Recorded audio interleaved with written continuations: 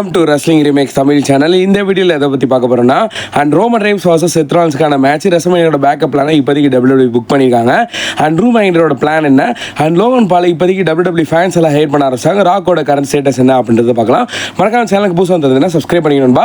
இன்னைக்கான கொஸ்டின் என்ன, இப்போதைக்கு WWE விட்டு வெளியே போன சூப்பர் ஸ்டார் எல்லாமே அதாவது திருப்பி WWE வரணும்னு எக்ஸ்பெக்ட் பண்ணுறீங்களா? அந்த சூப்பர் ஸ்டார் என்ன பொறுத்தளவுக்கு எட்ஜ் அண்ட் பாபி லெஸ்லி திருப்பி வந்தாங்கன்னா நல்லாயிருக்கும், அவங்கள வச்சு தரமாக சொல்லி பண்ணலாம். WWE அதை பண்ண மாட்டாங்க. நம்பர் 1 ஃபர்ஸ்ட் பார்த்தீங்கன்னா ரோமன் ரெய்ன்ஸ் vs செத் ராலின்ஸ்க்கான ஒரு மேட்சை ரெஸ்ல்மேனியாவில் ஒரு பேக்கப் பிளானாக வச்சிருக்காங்களா அப்படின்னு சொல்லி இப்போதைக்கு ஆல்மோஸ்ட் வந்து ரூமர்ஸாக போயிட்டு இருக்கு.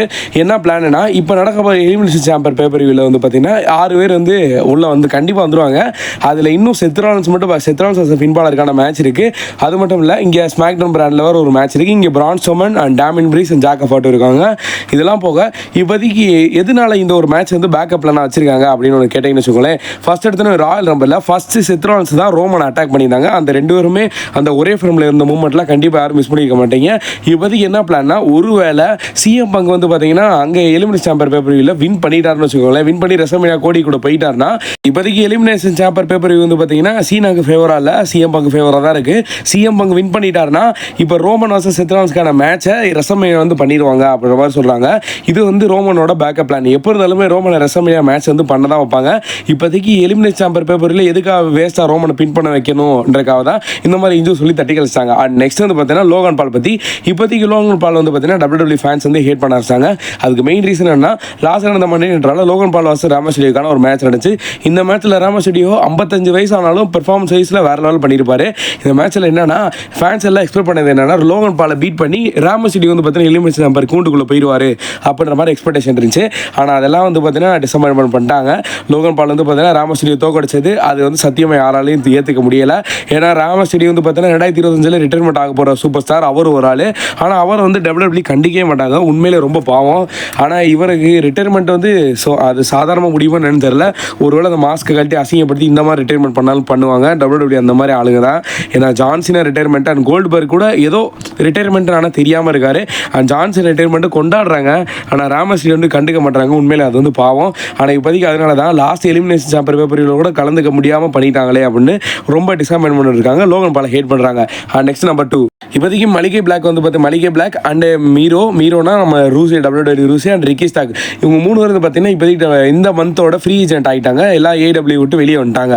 வெளியே வந்ததுக்கப்புறம் அடுத்த பிளான் என்ன, இப்போ ரிக்கி ஸ்டாக் வந்து பார்த்தீங்கன்னா ஆல்மோஸ்ட் கான்ட்ராக்ட் வந்து எக்ஸ்பீரியன்ஸ் AEW வந்து லெஃப்ட் ஆகிட்டார், 100% கிளியர் ஆகிட்டார், ஃப்ரீ ஏஜென்ட் ஆகிட்டார்.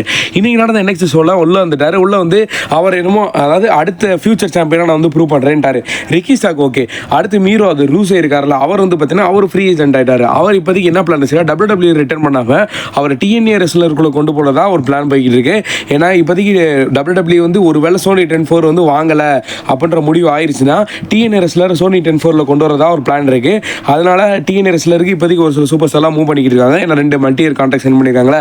அடுத்து அலிஸ்டர் பிளாக் இவர் வந்து பார்த்தீங்கன்னா இப்போ WWE ரெஸ்ல்மேனியாவில் ஒரு மேட்ச் பண்ணலாம் அப்படின்ற மாதிரி ரூமர்ஸ் போது. எப்படி அதாவது சர்ப்ரைஸ் ரிட்டர்னாக எப்படி கோடியை கொண்டு வந்தாங்களோ அது மாதிரி வந்து பார்த்தீங்கன்னா அலிஸ்டர் பிளாக்கை கொண்டு வரலாம் அப்படின்ற மாதிரி இப்போதைக்கு WWE பிளான் வச்சிருக்காங்க.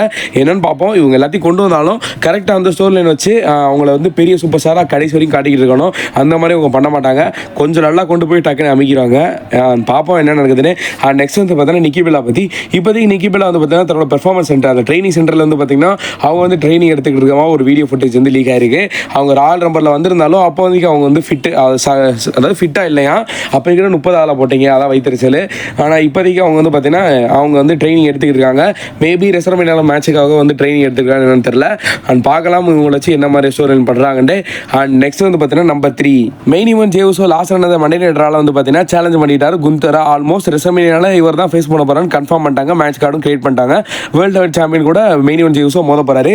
இப்போதைக்கு அவங்க பிளான் என்ன, ஒன்று ஃபேன்ஸ் எல்லாரும் இப்போதைக்கு என்ட்ரன்ஸ் வைஸாக மெயின் ஈவென்ட் ஜேவுசோட என்ட்ரன்ஸ் எல்லாருமே வந்து பார்த்தீங்கன்னா அவங்க வந்து அந்த டான்ஸர் இந்த மாதிரிலாம் பண்ணுறாங்க. அதுக்கு மெயின் ரீசனாக அவர் ராயல் ரம்பில் வின் பண்ண வச்சது அதுக்கு ஒன்று. இன்னொன்று என்னன்னா இப்போதைக்கு பிளட் லைன் ஃபேமிலியே வந்து பார்த்தீங்கன்னா WWE அதாவது அவங்க எல்லாத்துக்கும் இப்போ அடுத்த 2026க்குள்ளே அவங்கள சாம்பியன் ஆக்கணும் அப்படின்ற முடிவு பண்ணிட்டாங்க. ரோமனை ஒருவேளை அன்டிஸ்பியூட்டட் சாம்பியன் ஆகிட்டாங்கன்னா இப்போதைக்கு மெயின் இவென்ட் ஜீவ்ஸோ கிட்டத்தட்ட லாங்கஸ்ட் ரெய்னிங் சாம்பியன் இந்த வருஷம் ஃபுல்லாக சாம்பியன்ஷிப் வின் பண்ணிட்டாரு. கண்டிப்பாக வந்து தோக்காமல் இந்த வருஷம் ஃபுல்லாக வந்து WWE சாம்பியனாக தான் இருப்பார். அண்ட் இப்போதைக்கு ஜிம்மி ஊசோ வந்து பார்த்தீங்கன்னா பிக் ஜிம்னு ஒரு கேரக்டர் வச்சு உருவாக்கிட்டு இருக்காங்க.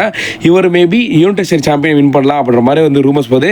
ஆனால் மெயின் இவென்ட் ஜீவ்ஸோக்கு கேரக்டர் வந்து உருவாக்கினாங்க, அது கரெக்டாக செட் ஆயிடுச்சு. ஆனால் பிக் ஜிம் அதாவது ஜிம்மி ஊசோக்கு அந்த அளவுக்கு செட் ஆகலை. அதனால் இவரோட கேரக்டர் அந்த அளவுக்கு வந்து ஃபேன் சைடு ரீச் ஆகலன்னு தான் சொல்லுவேன். ஆனால் இப்போதைக்கு main event Jey Uso championship win பண்ணிடுவார். அண்ட் நெக்ஸ்ட் எலிமினேஷன் சாம்பர் பேப்பரியோட மேட்ச் கார்டு தான். இந்த மாதிரி இருந்தால் எப்போ இருக்கும் நம்ம யோசிக்கணும். அதில் ரோமன் ரெய்ன்ஸ் மட்டும் இல்லை, அதுக்கு மேலே வந்து பார்த்தீங்கன்னா கண்டிப்பாக டேமியன் பிரிஸ் இல்லைனா பிரான் ஸ்ட்ரோமன் அதில் ஜாக் ஆஃப் யாரோ வந்துருவாங்க.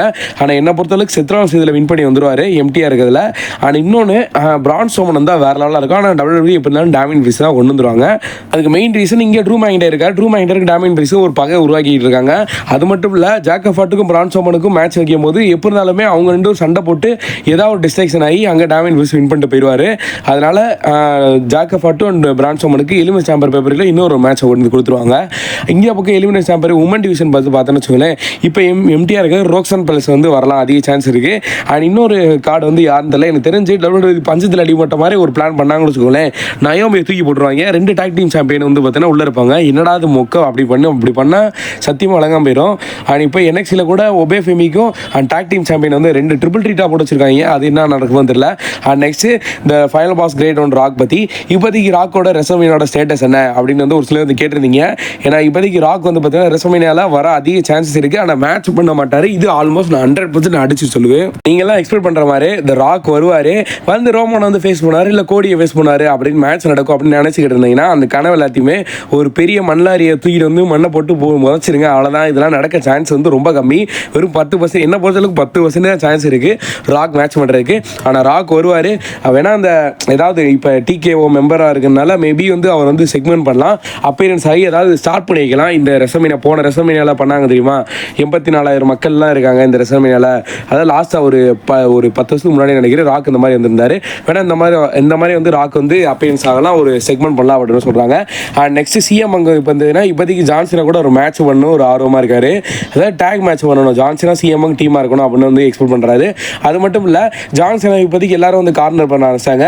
ட்ரூ மேக்கின்டையரும் சரி அண்ட் சிஎம் சரி இப்போதைக்கு ஜான்சனை வந்து ஒரு லக்கி பர்சன் WWE வந்து பாலிடிக்ஸ் பண்ண ஆரம்பிச்சிட்டாங்க. இந்த மாதிரி வந்து டீஸ் பண்ண ஆரம்பிச்சிட்டாங்க. இது வந்து செக்மெண்ட் வைஸாக தான் ஓடுது. நான் கூட ட்ரூ மேக்கின்டையர் இந்த மாதிரி பேசிக்கிட்டு இருக்காரு, WWE ஆப்படிச்சு விட்ருவாங்கன்னு நினச்சேன். ஆனால் இந்த மாதிரி பண்ணலை. இதுவும் வந்து செக்மெண்ட் தான்.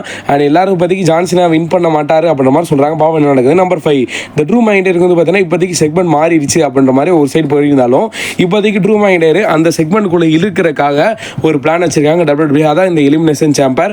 இந்த எலிமினேஷன் சாம்பர் பொறுத்து தான் ட்ரூ மேக்கின்டையரோட ரெசல்மேனியா ஆப்போனன்ட் வந்து நம்மளால் சூஸ் பண்ண முடியும்.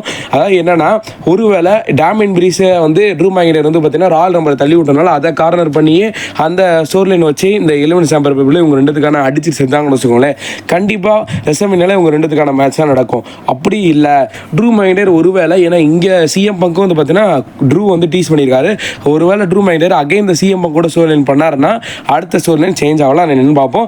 ஐ ஹோப் இந்த வீடியோ பிடிச்சி லைக் பண்ண சேனல் சப்ஸ்கிரைப் பண்ணுவா. சி மனுஷன் தேங்க் வாட்சிங். வேற சூப்பர் ஸ்டார் பற்றி அப்படின்னா மறக்காம கமெண்ட் பண்ணுங்க. தேங்க்யூ.